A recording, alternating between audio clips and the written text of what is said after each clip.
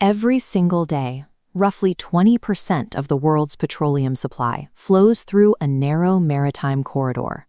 With hundreds of millions of dollars in commerce on the line, these waters are heavily monitored by armed patrols.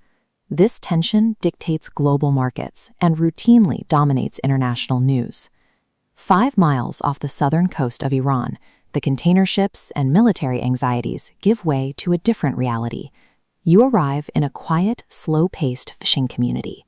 The landscape resembles the surface of Mars.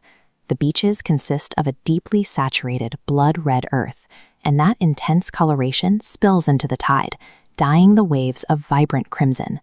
This environment is the product of salt diaporism. Over hundreds of millions of years, ancient, buoyant salt formations have been pushing upwards. As they rise, they fracture the younger rock layers above them, bringing vast quantities of iron oxide to the surface. While the world fixates on the volatile politics of the water, the island's identity is defined by the ancient, volatile geology beneath it. In the 1300s, local rulers relocated their capital here to evade Mongol attacks on the mainland.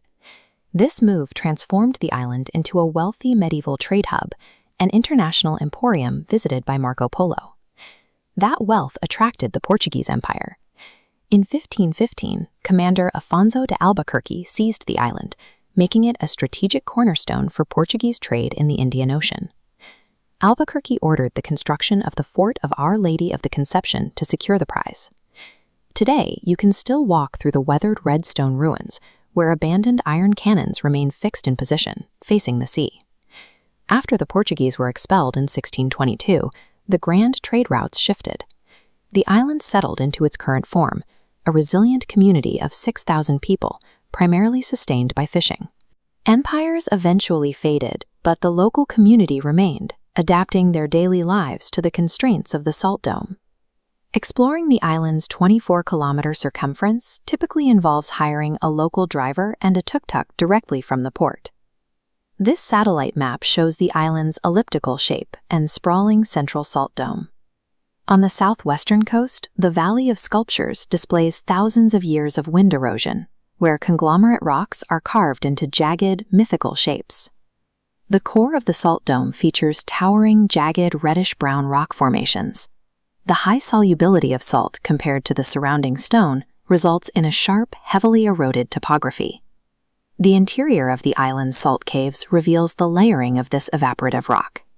You can see distinct labeled bands of halite crystals that have accumulated over millennia. This aggressive, jagged topography serves as the physical foundation for a unique local culture. During festivals, residents and artists gather on the beaches to create the world's largest soil carpets. They use the island's naturally colored sands to weave intricate geometric murals that cover over 1,000 square meters. Dr. Naudilian's museum supports this tradition, teaching sand painting to local indigenous women and using the art to fund community empowerment programs.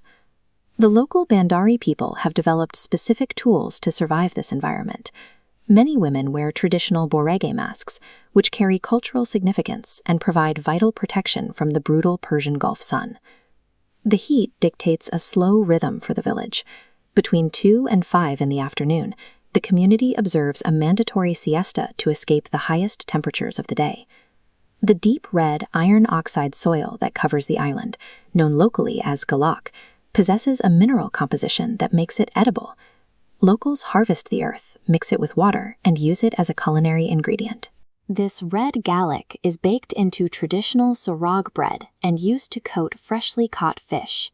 By incorporating the soil into their diet, the Bandari people have made the island's mineral identity a physical part of their own makeup.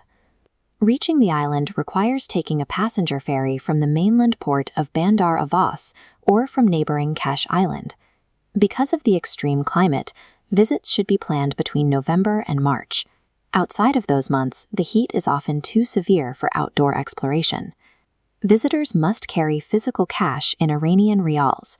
The island has no ATMs or international banking access. For those preferring a slower pace than a motorized tuk-tuk, bicycle rentals are readily available to visitors directly at the port. While the evening news focuses on geopolitical anxiety, this community persists in silence. You are invited to disconnect and share a plate of red earth shrimp pulau in one of the most resilient landscapes on Earth.